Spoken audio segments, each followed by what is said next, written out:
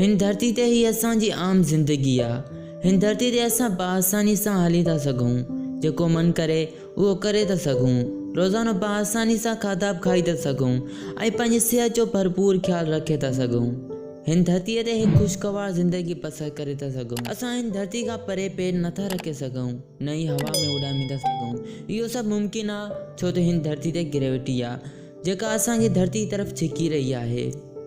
त हितां ई हिकु अपोज़िट सुवाल थो पैदा थिए त स्पेस में जेको इंसानु वेंदो आहे उहो कीअं रहंदो हूंदो। हिन जो जवाबु हिन वीडियो में असां कवर कंदासीं, त वीडियो सां जुड़ियल रहंदा।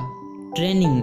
जीअं हिन धरती ते हर शइ जे करण खां पहिरियां ट्रेनिंग कराई वेंदी आहे, अहिड़े तरीक़े सां खिला में वेंदड़ एस्ट्रोनॉट्स उन्हनि खे बि ट्रेनिंग कराई वेंदी आहे जीअं हू बाआसानी सां खिला में सर्वाइव करे सघनि। सुम्हणु या निंड करणु।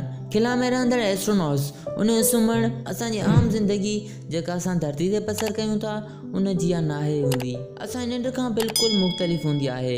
एस्ट्रोनॉट्स सुम्हणु महिल पंहिंजे पाण खे हिकु थैले जीअं शइ में विझी करे उन में निंड कंदा आहिनि, जेका कंहिं न कंहिं शइ सां ॿधल हूंदी आहे।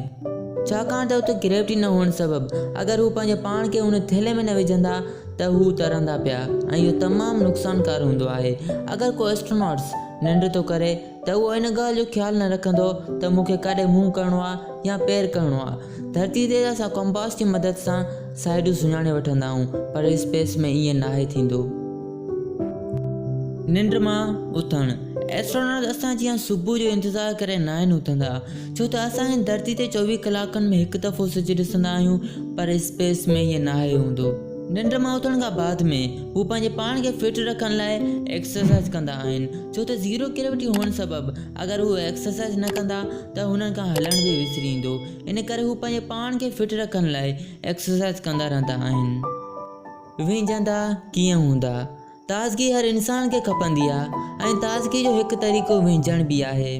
एस्ट्रोनॉट्स जो विझणु कुझु ईअं हूंदो आहे त हू हिकु आलो कपिड़ो करे पंहिंजे बदन ते हणंदा आहिनि ऐं अगरि ॾंदनि खे बुर्श करणो हुजे त हू बुर्श बि कंदा आहिनि ऐं बुर्श करण महिल जेका वात में धुक जमा थींदी आहे उहा अॻे ई छॾींदा आहिनि ऐं हिन जे पोयां वजह आहे ज़ीरो ग्रेविटी।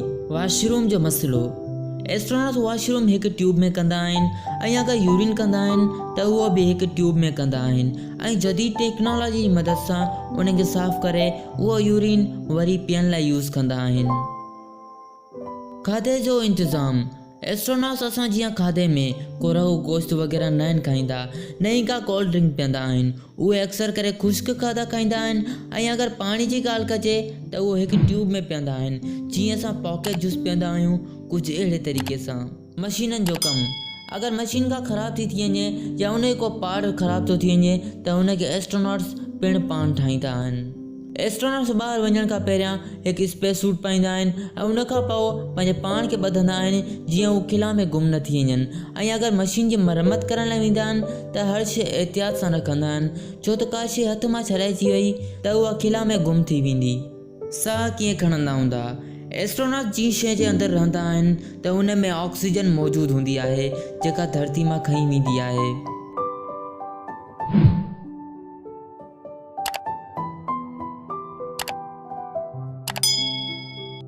त कुझु अहिड़े तरीक़े सां एस्ट्रोनॉट्स स्पेस में रहंदा आहिनि। हुन जी ज़िंदगी जो रहण सहण असांजी ज़िंदगी जे रहण सहण खां बिल्कुलु मुख़्तलिफ़ आहे। त इहा हुई अॼु जी वीडियो। उमेद कयूं तव्हांखे पसंदि आई हूंदी। अगरि पसंदि आई आहे त लाइक कंदा ऐं पंहिंजे दोस्तनि सां शेयर कंदा।